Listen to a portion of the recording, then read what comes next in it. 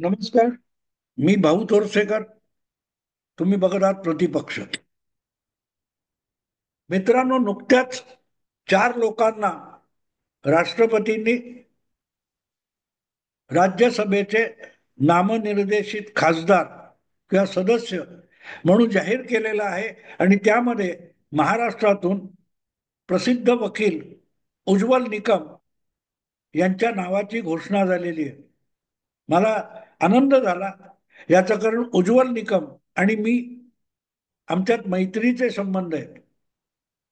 आणि अगदी खरं सांगायचं तर गेल्या लोकसभा निवडणुकीमध्ये भाजपतर्फे उभे असलेले मला वाटते मध्य मुंबई उत्तरचे उमेदवार म्हणून उज्ज्वल निकम पराभूत झाले. तेव्हा मला खरंच दुःख झालं होतं. आणि दुःख होण्याचं कारण असं होतं की नुसता एक आपला मित्र निवडणुकीला उभा राहिला आणि पराभूत झाला याचं दुःख नव्हतं. एक चांगला माणूस पराभूत झाला. वर्षा गायकवाड आणि उज्ज्वल निकम यांच्यामध्ये उज्ज्वल निकम हा माणूस संसदेतल्या कामकाजासाठी उपयुक्त होता. आणि म्हणून त्याचा पराभव हा केवळ मित्र म्हणून मला दुःखदायक नव्हता.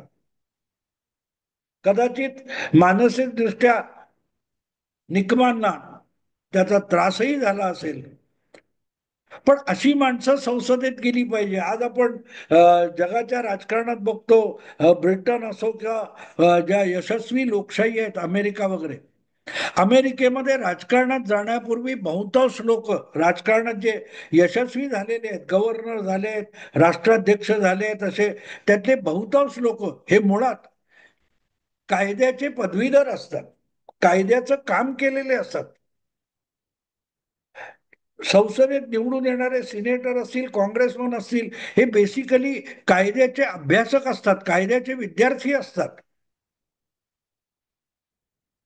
कायदा बनवायला जातात आणि त्यांनाच कायद्याची जाण नसावी असे जेव्हा कायद्यात लॉ मेकर तयार होतात, कायदे बनवणारे संसदेत जाऊन बसतात, तेव्हा मग कायद्याचा विचका होणं स्वाभाविक असतं. याचं कारण मग त्या कायद्याचा मसुदा तयार करणं किंवा त्या मसुद्यावर चर्चा करणं ही तिथे उपलब्ध असलेल्या मोजक्या लोकांची मक्तेदारी होऊन जाते. आज आपण म्हणतो ना, बघितलं तुम्ही तर जे कायदा बनवणारे आहेत, लॉ मेकर ज्यांना म्हणतो, आमदार असतील, खासदार असतील, यांच्यावरच कायदा मोडल्याच्या अनेक गुन्ह्यांची नोंद आहे. कदाचित शेकडोच्या संख्येने देशाच्या कानाकोपऱ्यात पसरलेले हे लोकप्रतिनिधी जे कायदा बनवायला गेलेत, ते कायद्याच्या कचाट्यात सापडलेत आणि कोर्टामध्ये त्यांच्या केसेस रेंगाळत पडलेले आहेत. लालू प्रसाद यादव, त्यांची पत्नी, त्यांची मुलं आमदार, खासदार म्हणून निवडून येतात आणि सारखं त्यांच्यावर डझनावारी खटले भरलेले आहेत आणि तेच परत कायदा बनवणार. किती अजब गोष्ट आहे बघा. कायदा बनवणारे हे असे लोक असले की कायद्याचा विचका होणं स्वाभाविक असतं. आणि म्हणून उज्ज्वल निकम यांच्यासारखा माणूस जर कायदा बनवणाऱ्या कायदे मंडळात जाऊन पोहोचला तर त्याचा आनंद होणं मला स्वाभाविक आहे. अर्थात काय म्हणतात आपलं, उज्ज्वल निकम हा काय पहिलाच नामवंत किंवा गुणी वकील किंवा काय तो कुशल वकील कोर्टात कायदे मंडळात गेलाय, राज्यसभेत गेलाय असं बिलकुल नाही. माजी सरन्यायाधीश गोगोई सुद्धा सरन्यायाधीश म्हणून निवृत्त झाल्यानंतर राज्यसभेत त्यांची राज्यपालांकडून नेमणूक झालेली आहे. तेही कायद्याचे पंडित आहेत. कपिल सिब्बल आहेत तुमचे, अभिषेक मनु सिंघवी आहेत, बरेच नामवंत वकील हे संसद सदस्य आहेत, वेगवेगळ्या विधानसभाचे देखील सदस्य आहेत. पण मग उज्ज्वल निकम यांच्यासारखा माणूस संसद सदस्य होण्याचं वेगळेपण काय आहे, तर तिथेच हा विषय महत्वाचा ठरतो. उज्ज्वल निकम ज्या बाजूचे आहेत किंवा जी बाजू त्यांनी कोर्टामध्ये सातत्याने लढवलेली आहे, जवळजवळ गेल्या आपण म्हणू 30 वर्ष उज्ज्वल निकम लोकांना माहिती झाले, ते सरकारी वकील म्हणून माहिती झाले, सरकारी वकील म्हणून माहिती झाले. आणि आपली सगळी बुद्धिमत्ता, जनतेची बाजू आणि गुन्हेगारांना गुन्हेगार ठरवण्यासाठीची बाजू लढवण्यात ज्याने आपली बुद्धी पणाला लावली, असा हा वकील आहे. आणि म्हणून त्याचं मला कौतुक आहे. त्यासाठी त्यांना पद्मश्री वगैरे मिळालेली आहे. 1992-93 साली मुंबईत ज्या दंगली झाल्या किंवा नंतर त्यानंतर मुंबईमध्ये जी बॉम्बस्फोटाची मालिका झाली होती, त्याचं तपास काम दीर्घकाळ चाललं. गुन्हेगारांना पकडण्यापासून त्यांच्या विरोधातले बारीक सारीक पुरावे गोळा करण्यापर्यंत मला वाटते 2-4 वर्षापेक्षा अधिक काळ गेला. आणि ज्या वेळेला ती केस उभी राहायची होती, त्यावेळेला अनेक नामवंत वकील मुंबईत आहेत. पण M.N. सिंग मला वाटते तेव्हा पोलीस आयुक्त होते, आणि त्यांनी या जिल्हा पातळीवर सरकारी वकील म्हणून काम करणाऱ्या जळगावच्या खानदेशातल्या तरुण वकिलाला मुंबईत आणलं. आणि त्या केसची जबाबदारी, एवढी मोठी केस, मला वाटतं 2-3 वर्षापेक्षा जास्त त्या केसची सुनावणी झाली. तुरुंगामध्येच त्यासाठी स्वतंत्र कोर्ट उभं करण्यात आलं होतं, मुंबईच्या आर्थर रोड तुरुंगामध्ये. एका तरुण कोवळ्या वकिलाला महाराष्ट्र सरकारने वकील केलं. पुढे सीबीआयने पण तेच काम चालवलं, जबाबदारी तोच निर्णय पुढे चालवला.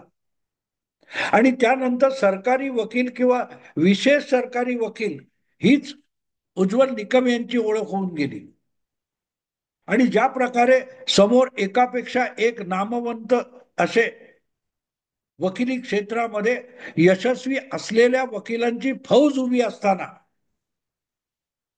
सरकारची, जनतेची आणि पोलिसांची बाजू खंबीरपणे लढवणारा असा हा उज्ज्वल निकम नावाचा वकील आहे.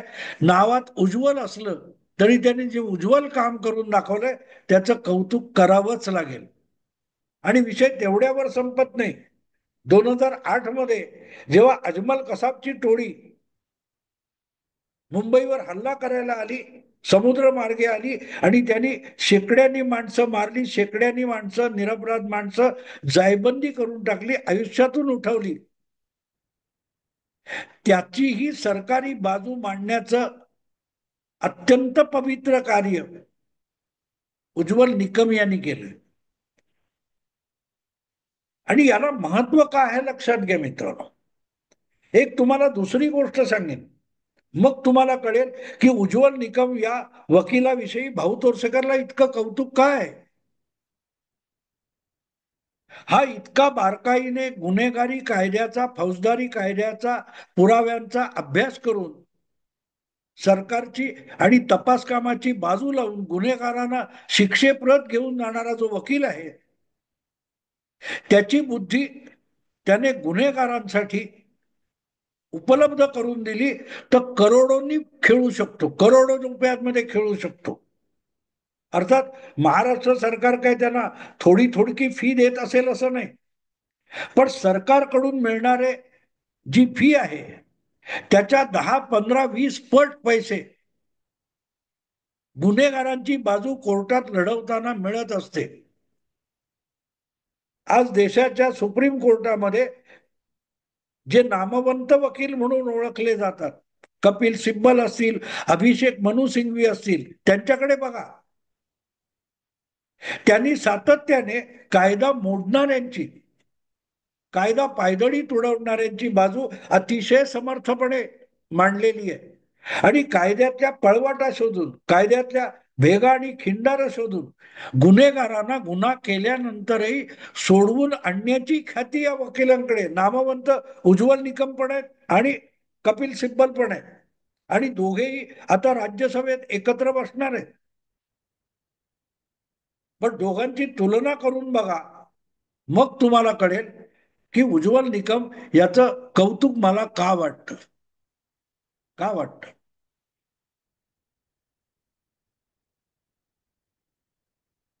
फौजदारी आणि गुन्हेगारी विषयातच काम केलेली ही माणसं आहेत. पण एक माणूस या बाजूला उभा आहे आणि एक माणूस त्या बाजूला उभा आहे.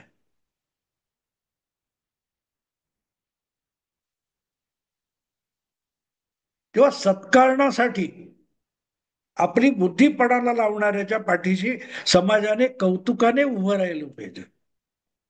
सत्प्रवृत्त माणसांच्या मागे आपण उभे राहू शकलो नाही, तर मग आपल्या समाजाला कोणी वाचवू शकणार नाही. आणि त्या अर्थाने उज्ज्वल निकम यांना राष्ट्रपतींनी राज्यसभेचं सदस्य म्हणून घोषित केलं, तर त्याचं मला कौतुक तेवढ्यासाठी आहे की ज्या माणसाने या देशाला गेल्या 30-35 वर्ष सतावणाऱ्या, भेडसावणाऱ्या जिहाद, दहशतवाद, अतिरेक या संबंधातल्या गुंतागुंतीच्या केसमध्ये जनतेच्या बाजूने पब्लिक प्रॉसिक्युटर म्हणून सरकारची बाजू मांडून कायदा मोडणाऱ्यांना धडा शिकवण्यासाठीच काम केलं. असा माणूस जेव्हा कायदा बनवण्याच्या भूमिकेमध्ये येतो, तेव्हा तो अधिक प्रखरपणे काम करू शकतो. कारण आजच्या कायदा व्यवस्थेमध्ये जे दोष निर्माण झालेले आहेत, त्या दोषामुळे अनेक गुन्हेगार राजरोज गुन्हे करून सुखरूप निसटून जातात. या क्षणी तुम्ही विचार केलात तर विजय मल्ल्या, नीरव मोदी यासारखे लोक या देशाच्या सामान्य जनतेचा पैसा उधळून बुडवून परदेशी फरारी झाले होते आणि त्यांना कुठल्या कायद्याचा फायदा मिळू शकला याचा अभ्यास जेव्हा संसदेमध्ये, कायदे मंडळामध्ये कायदे बनवले जातात तेव्हा व्हायला पाहिजे. त्याचा अत्यंत सूक्ष्म असा उहापोह आणि चिकित्सा व्हायला पाहिजे.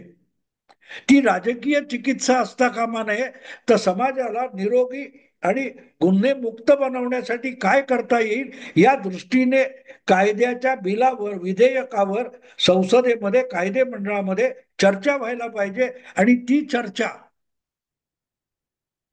करणारा जर सत्प्रवृत्त असेल किंवा दुष्प्रवृत्त असेल, तर कायदाच मुळात सदोष निर्माण होऊ शकतो. ज्या प्रकारे आज भारतातल्या घुसखोरी करणाऱ्या रोहिंग्या आणि बांगलादेशी मुसलमानांच्या गुन्ह्यावर पांघरुण घालण्यासाठी कपिल सिब्बल किंवा अभिषेक मनु सिंघवी यासारखे अत्यंत जाणकार वकील राजकीय मतलबासाठी देशहिताला बाधक असणारी बाजू समर्थपणे मांडताना आपली बुद्धिपणाला लावतायत. अशा वेळेला उज्ज्वल निकम यांचं महत्व आपल्या लक्षात येऊ शकतं. आता बिहारमध्ये पुढल्या 2-4 महिन्यामध्ये विधानसभेच्या निवडणुका व्हायच्या आणि तिथे मोठ्या प्रमाणावर बांगलादेशातून, म्यानमारमधून आलेले घुसखोर रोहिंग्या आणि बांगलादेशी मुस्लिम यांना आधार कार्डापासून, जन्मतारखेच्या दाखल्यापासून मतदार यादीपर्यंत घुसवण्याची जी पाप राजकीय मतलबासाठी इथल्या अनेक राजकीय पक्षांनी केलेली आहेत, त्याच्यावर निवडणूक आयोगाने घाला घातलेला आहे. आणि मतदार याद्यांची रिव्हिजन करताना किती खरे मतदार आहेत, किती डुप्लिकेट मतदार आहेत, किती या देशाचे नागरिक नसलेले घुसखोर आहेत, यांची जी छाननी चालू आहे, त्याला सुप्रीम कोर्टापर्यंत आव्हान देण्याचं काम करणारे अभिषेक मनु सिंघवी आणि कपिल सिब्बल हे सुद्धा राज्यसभेत आहेत. आणि मग ते लोक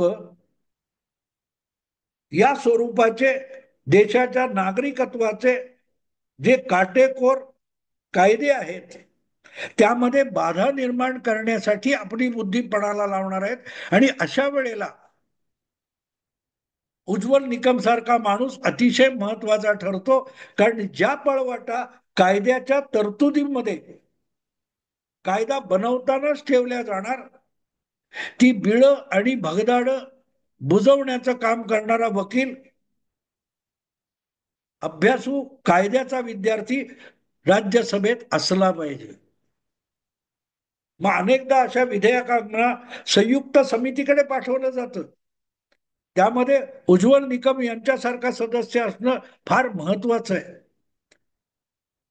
आपल्या राजकीय मतलबासाठी किंवा आपल्या पक्षाच्या राजकीय मतलबासाठी कायद्याची विटंबना होऊ देणार नाही असा वकील म्हणून महत्वाचा असतो. तो कुठल्या पक्षाचा आहे महत्वाचं नाही.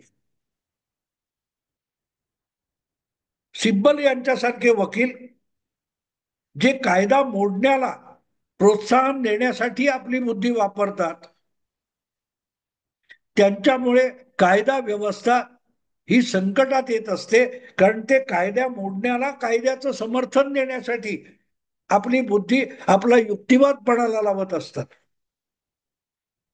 त्याला अडवायचं असेल तर उज्ज्वल निकम यांच्यासारखे प्रत्यक्ष अशा कायद्यातल्या पळवाटांचा गुन्हेगार कसा फायदा उचलतात आणि कायदा गुन्हेगाराला फायदेशीर का ठरतो, तो या लूप होल्समुळे, या खाचखळग्यामुळे होतो. तर ते खाचखळगे बुजवू शकणारा माणूस मुळात कायदा बनवला जातो तेव्हाच हजर असला तर पुढे त्या कायद्याचा गैरवापर होण्याला वेळीच लगाम लावला जाऊ शकतो.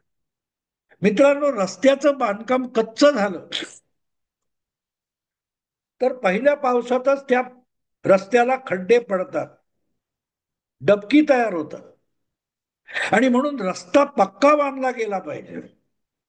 तसंच कायदे मंडळामध्ये जे कायदे बनवले जातात, कायद्याचा मसुदा आणला जातो, विधेयक आणलं जातो, त्याचा उहापोह होतो, चिकित्सा होते, त्यामध्ये जसे खड्डे पाडणारे आधीच तिथे दबा धरून बसलेले आहेत, तिथे मग जनहिताच्या दृष्टीने विचार करणारा आणि जो मसुदा आपल्या समोर आलेला आहे तो मसुदा अधिक उपकारक आणि जनहिताचा ठरेल या दृष्टीने त्याला वळण आणि आकार देणारा माणूस त्या कायदे मंडळात म्हणून आवश्यक असतो. आणि उज्ज्वल निकम हा कायदे पंडित, कायद्याचा विद्यार्थी त्या दृष्टीने अतिशय मोलाचा आहे. आणि म्हणून राष्ट्रपती द्रौपदी मुर्मू यांनी अर्थातच मंत्रिमंडळाच्या आणि पंतप्रधान नरेंद्र मोदींच्या शिफारशीनुसारच उज्ज्वल निकम यांचं नाव त्यासाठी पक्क केलेलं आहे. आणि मला त्याचा आनंदच नाही, अभिमान सुद्धा आहे की कायद्यात खाचखळगे ठेवण्यापेक्षा कायदा अधिक भरभक्कम करणं आणि कायद्याचा इतका धाक गुन्हेगारांमध्ये निर्माण करणं की गुन्हेगाराला गुन्हा करण्याची हिंमत सुद्धा होता कामा नये. इतका भक्कम कायदा तयार झाला तर आपोआपच कोर्टामध्ये चुकीचे आणि फसवे युक्तिवाद करून गुन्हेगारांना वाचवणाऱ्या लोकांना चाप बसू शकेल. किंबहुना उज्ज्वल निकम यांच्यासारखा माणूस कायदे मंडळात पोहोचला तर तिथेच मूळ कायद्याच्या मसुद्याला सॅबोटेज करणारे जे लोक आहेत त्यांना सुद्धा शह दिला जाऊ शकेल. गुन्हेगारीला लगाम लावण्याचा हा सगळ्यात चांगला उपाय असू शकेल. आणि त्या दृष्टीने पडलेलं पहिलं पाऊल म्हणजे राष्ट्रपतींनी उज्ज्वल निकम यांची राज्यसभेवर केलेली नेमणूक आहे. त्यांचं अभिनंदन करून थांबतो. आवडलं लाईक करा, शेअर करा आणि प्रतिपक्षाला सबस्क्राईब करा. नमस्कार.